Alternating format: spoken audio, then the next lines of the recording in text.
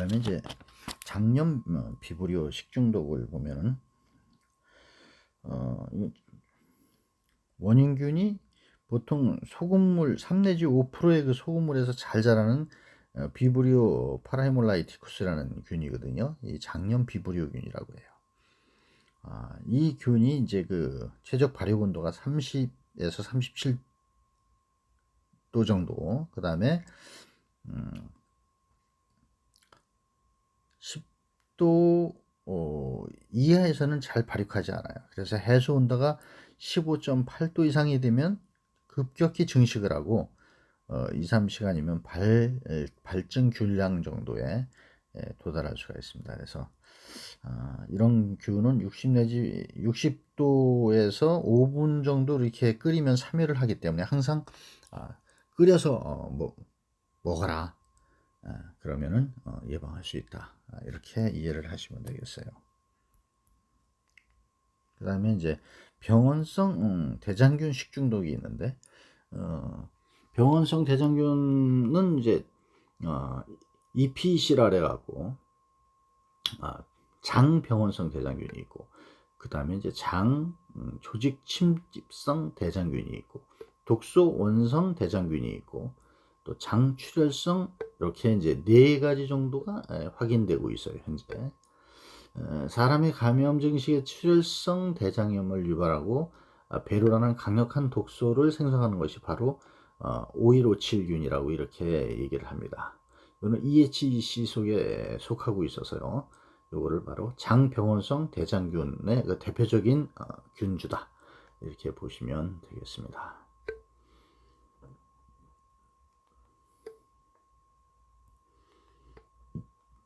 다음은 이제 캠페로벡터 식중독이 있는데, 이거는 이제 캠페로벡터 제윤이라는 그런 균주래요.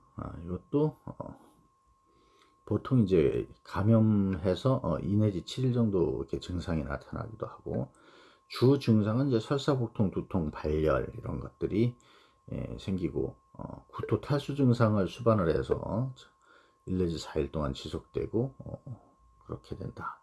그렇게 이제 심하지 않은 쪽에 이제 속하는 것이 이제 캠펠로벡터 식중독균이다.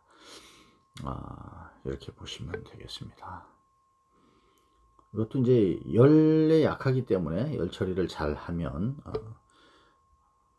예방할 수 있는 그런 식중독균이라고 보시면 되겠습니다. 다음은 이제 독소형 식중독균인데요. 포도상구균 식중독.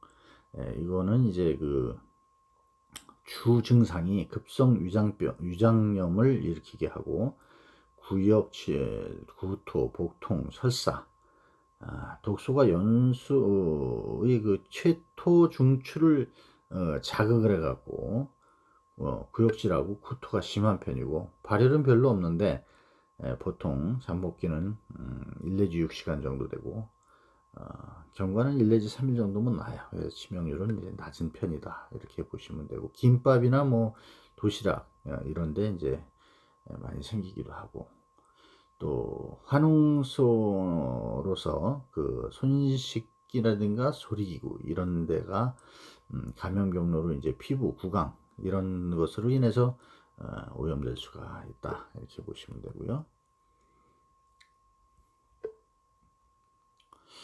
보톨리스 균에 대한 독소 식중독도 있는데, 이런 거는 이제 보툴리뉴스 균이라고 하는 균이 되는데, 신경 독소를 일으키게 하고요. 주증상이 바로 이제 신경계의 특징이에요. 시력이 저하되고, 뭐 동궁이 커지고, 안검이 내려앉고, 이런 언어장애, 뭐 호흡곤란, 이런 유장장애를 나타내는 그런 경우를 보툴리스 균이 나타내고 있습니다. 또 웰치균이라고 있는데, 이 웰치균 같은 경우에는 우리가 가열만 잘 하면은 억제를 시키고 예방을 할 수 있는 그런 균이다. 이렇게 보시면 되고요.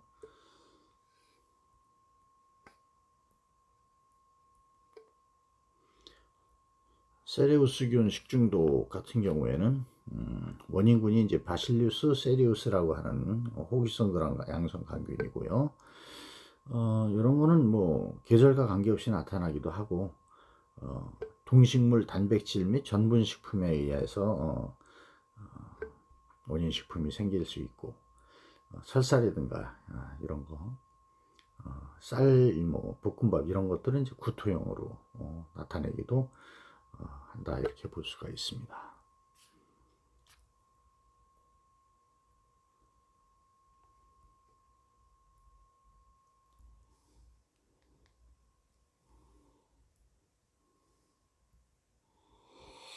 이번에는 바이러스 식중독균을 보면은 바이러스 식중독균은 뭐냐면 최근 이제 그 노로바이러스 뭐 이런 게 이제 많이 나오죠. 그 다음에 장염 바이러스 중에 로타바이러스 뭐 이런 것들, 예. 이런 것들은 이제 뭐 배탈 또 집단 식중독 이런 그 대표적인 그 식중독 바이러스균이다 이렇게 보시면 되고요. 노로바이러스 같은 경우에는 메스꺼움, 구토설사 뭐 이런 것들 나타내고 때로는 구토통이나 오한 근육통을 유발하기도 하고요. 성별에 관계없이 매우 그 감염성이 크고 또 면역이 되지 않으면 재발도 가능하고 그 혈액형으로 이렇게 살펴볼 것 같으면 O형이 약간 감수성이 크고 B형은 또 저항성이 큰 것으로 이렇게 또 알려져 있기도 합니다. 다음은 그 바이러스성 식중독의 예방과 치료를 보면 바이러스성 식중독균이기 때문에 병원체가 바이러스라서 치료용 항바이러스제나 예방용 백신이 아직 그렇게 뭐 개발되어 있진 않아요. 기존의 항생제로 치료가 거의 이제 불가능한 그런 상태거든요. 그래서 대중요법을 좀 해야 되고 수분 보충을 충분히 하는 그 다음에 바이러스 사멸에는 열탕이라든가 차염선 나트륨 이런 것들이 도움이 되지만 알코올이나 역성비누는 별로 효과적이지 않다 이렇게 이해를 하시고요. 바이러스성 식중독은 치료 방법이 없기 때문에 일단 감염 방지를 위한 대책이 무엇보다 중요하다 이렇게 볼 수가 있습니다. 화학물질에 의한 식중독을 이번에 보면은 유해식품 첨가물, 뭐 보존료라든가 착색료, 표백제 이런 것들로 구분을 이렇게 할 수 있는데 이런 식품 첨가물에 의해서 우리가 식중독을 유발할 수가 있습니다. 그래서 이거는 페이지 202쪽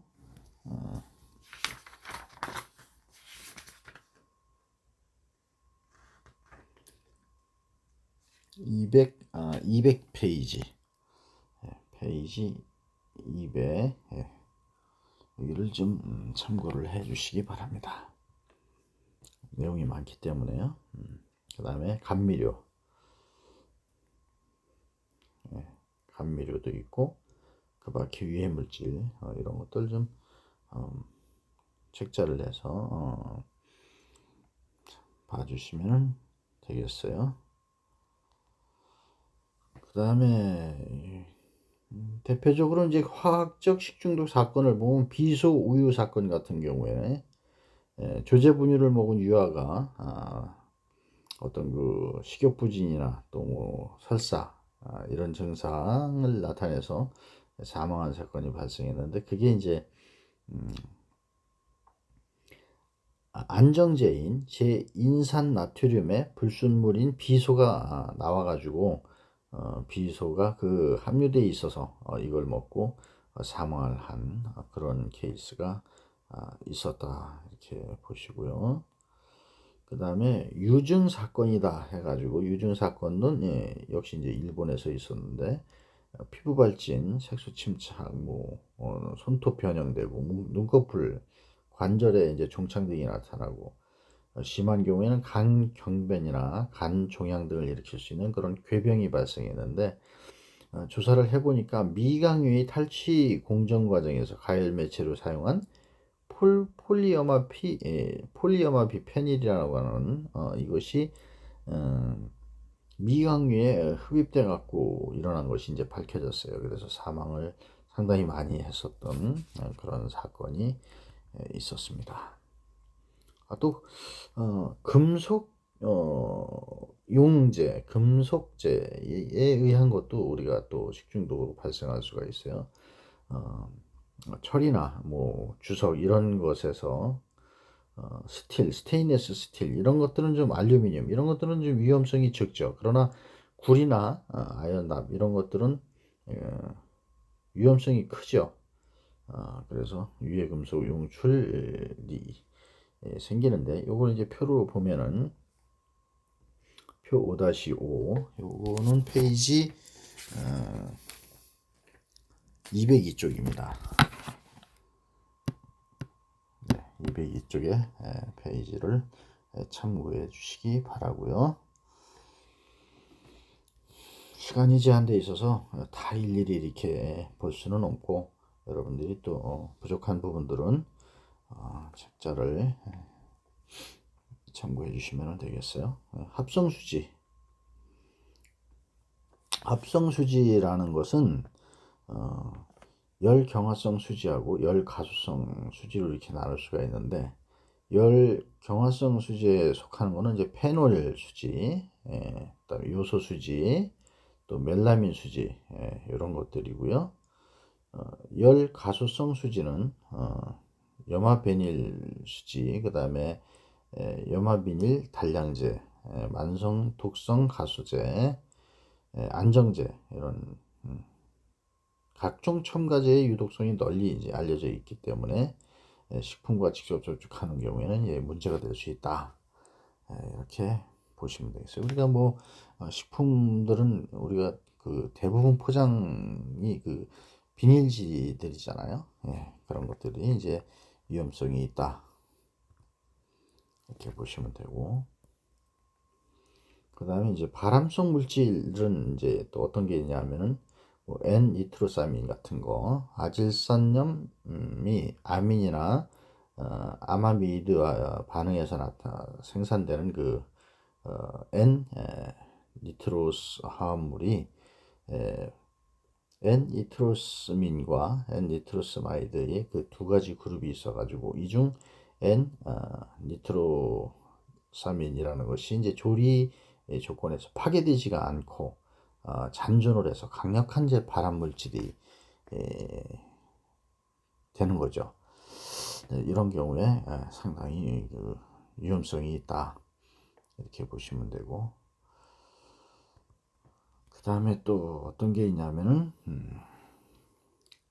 벤조피렌이라든가 헤테로고리아민류라는 것이 있는데 이런 것도 가해식품 중에서 강력한 발암 물질이라든가 이런 것들이 생겨서 우리 몸에 위험하게 한다. 구운 생선 같은 경우에 또 육류 이런 것들이 이제 그 새로운 돌연변이 유발 물질이 되는 그 헤테로고리아민류라는 이런 것들이 발견될 수가 있어요. 다음은 이제 자연독에 의한 식중독이 있는데 식물성 자연독은 이제 독버섯 같은 거, 우리나라에는 독버섯이 한 50여 종 된다고 합니다. 그 다음에 이제 맹독성인 것이 또 한 20여 종 되고요. 그래서 이런 것들을 상당히 조심해야 된다 이렇게 보시면 되고요. 두 번째로는 유독식물이라 해서 감자 같은 경우에 감자가 발화 부위가 이제 라든가 그 녹색 부위가 보면 그 솔라닌이라는 거 있잖아요. 이 식중독균을 일으킬 수 있고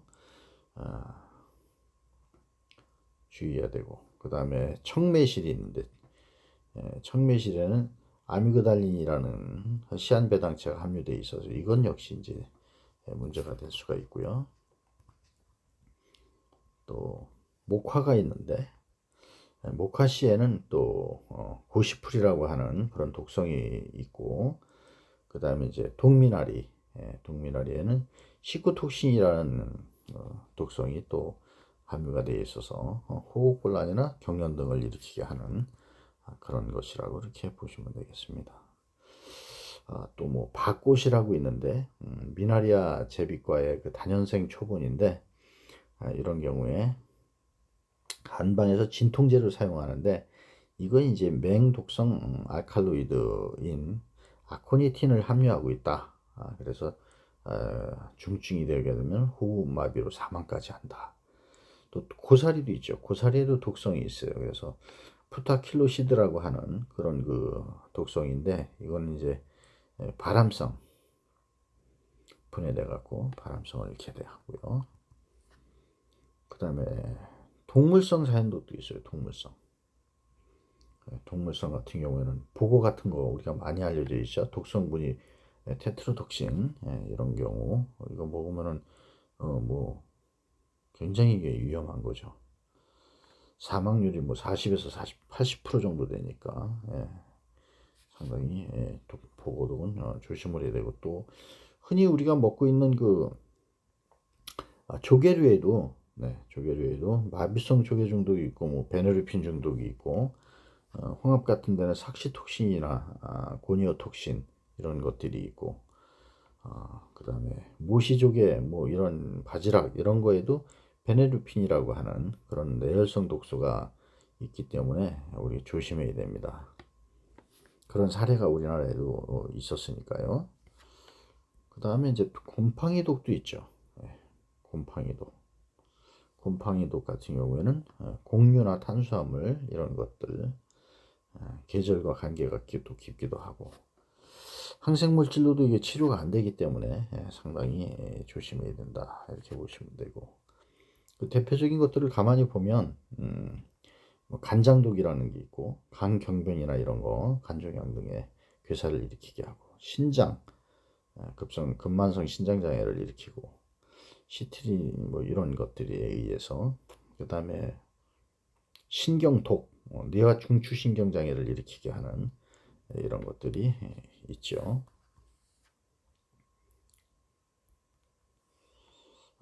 주요 곰팡이 독을 보면은 아플라톡신, 아플라톡신 같은 경우는 아스파라거스, 프라버스 등이 생산하는 가장 강력한 그 간암 유발 물질 아플라톡신은 생산 곰팡이의 이름을 따서 만들어진 건데 이런 것들이 상당히 그 독성이 강한 그런 것으로 알려져 있습니다. 또 맥각독이라고 있죠. 맥각독 같은 것도 위험하고 또 오크라톡신이라고도 있고 이건 이제 주로 간이나 콩팥암 이런 장애를 일으키게 하고 쌀, 보리, 밀, 옥수수 이런 콩 이런 데에서도 오크라톡신이 발생할 수가 있다 이렇게 보시면 되고 그 다음에 이제 황변미의 독이다.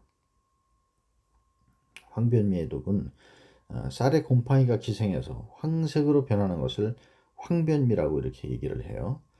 이럴 때 톡시카듐이라는 그 독성분이 발생을 하는데 이것이 이제 또 치명적일 수가 있고요.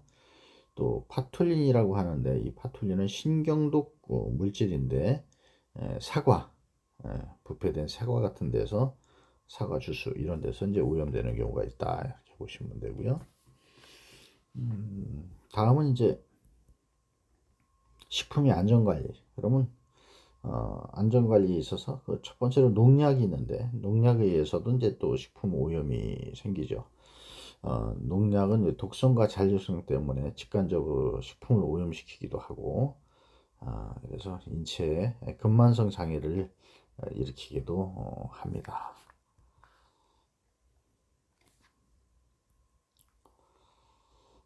이거는 이제 좀 넘어가고요.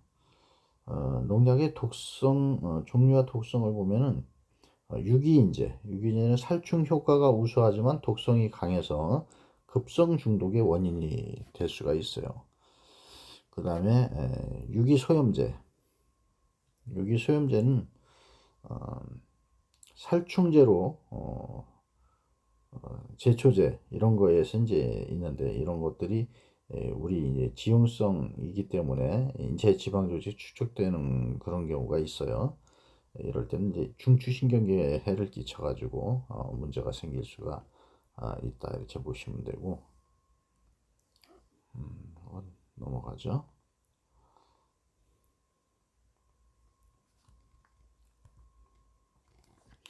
카바메이티제라고 있는데, 카바메이티제 같은 경우는 이제 살충제로 쓰이는 건데, 인축에 대한 급성 독성은 좀 낮은 편이지만 체내에서 빨리 대사되고 체내에 축적되어서 만성 중독을 일으킬 가능성도 좀 적은 편이다. 이렇게 이해를 하시면 되고요. 유기불소제가 있는데, 유기불소제는 그 살서제 프로톨 침투성 살충제인데요. 이런 거 살충제가 유기불소제의 대표적이다.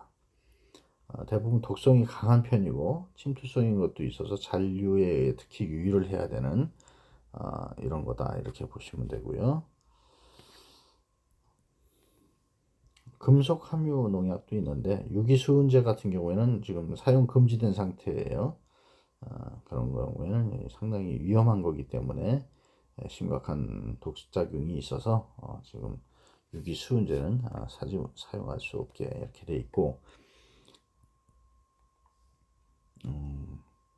농약으로 인한 그 오염 방지를 하기 위해서는 사용 제한이라든가 이런 거를 설정하고 또 잔류 허용량을 설정을 해놨어요. 그 다음에 항생물질 같은 경우는 식품 중 항생물질의 잔류라든가 이런 거는 가축의 사육이라든가 수산물의 양식 과정에서 사용되는 사료에는 질병 치료하고 발육 촉진을 목적으로 항생물질하고 합성 항균제 및 항성 호르몬제가 첨가되어 있기 때문에 이런 수산물의 잔류에서 식품을 통해서 인체에 이행될 가능성이 있거든요. 그래서 오남용을 제한하고 있다 이렇게 보시면 되고, 잔류 문제점 대책을 보면은 잔류 문제 쪽은 근만성 독성이나 내성균 출현 또는 뭐 이런 걸로 인해서 현실적으로 그 항생물질에 의한 내성균의 그 출현 문제가 가장 중요한 문제로 이렇게 대두가 되고 있어요. 그래서 우리가 이런 각종 질환의 치료나 예방 과정에서 기존 항생제의 효과를 떨어뜨리기 때문에 아주 그 잔류 기준을 초과하지 않도록 안전 사용 기준을 지키도록 지도하는 것이 이제 중요하다 이렇게 얘기할 수가 있겠습니다. 다음 이제 방사성 물질도 있는데, 식품의 그 방사성 오염은 세 가지 정도 문제가 되는데, SR90이라고 하는 것이 유효 반감기가 18년으로 매우 길고 뼈 조직에 침착이 된다 그래요. 그 다음에 CS137은 유효 반감기가 70일이고 연골이나 내장에 모이게 되고, 또 I131은 반감기는 짧지만 생성률이 크고 갑상선 장애를 일으킨다 그래요. 그래서 이런 것들이 원자력 발전소에서 방출되는 그런 방사성 물질은 토양과 물을 거쳐서 동식물한테 이제 오염이 되죠. 이걸 이제 섭취를 하게 되면 인체에까지 확산이 돼서 탈모라든가 염색체가 파괴된다든가 돌연변이가 생기든가, 그래서 방사선에 오염이 되면 바로 기형아가 발생하고 산출될 수도 있고 생산될 수도 있고 이렇다는 얘기예요. 그래서 이런 걸 피하기 방지를 위해서는 원자력 발전소에서 나오는 그런 방사성 폐기물 같은 거 이런 게 완전한 처리가 우선돼야 되고, 방사성 핵종의 관리도 철저하게 이루어져야 되겠죠. 다음은 내분비계 장애를 보면은 폴리어마 비닐 이런 거 같은 경우에는 불연성 내연성이라든가 불연성, 불용성, 미생물 분해성 이런 것들이 안정성이 극히 우수하고 환경 중에서 오래 산전하는, 그래서 이게 먹이 연쇄를 통해 가지고 식품을 오염시키고 이를 섭취하게 되면 피부 색소라든가 임산부 사산, 인체 직간접적인 그런 피해를 준다는 거죠. 그래서 주의가 요구되고요. 다이옥신 같은 경우에는 맹독성이어서 그래서 발암물질로 분류돼서 이런 것들을 사용하는데 아주 조심하고 주의를 해야 된다, 이렇게 알고 계시면 되고요. 신개념 식품의 안정성을 보면은 방사선 조사 식품은 우리가 이제 방사선으로 CO-60의 그 알선이 사용되고 있다, 이렇게 이해를 하시면 되고, 이런 것들이 이제 우리가 사용 가능한 그런 방사선 조사 식품이다, 이렇게 보시면 되고요.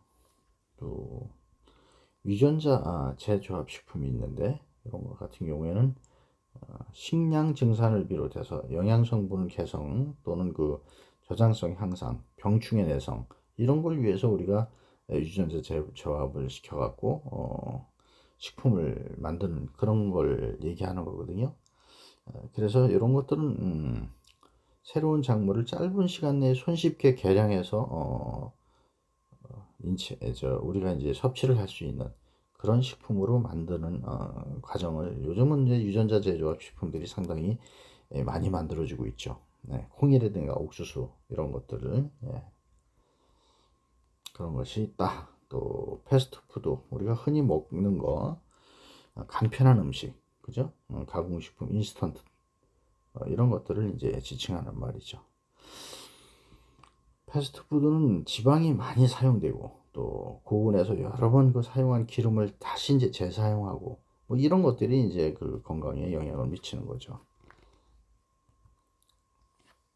그 다음에 이제 우리가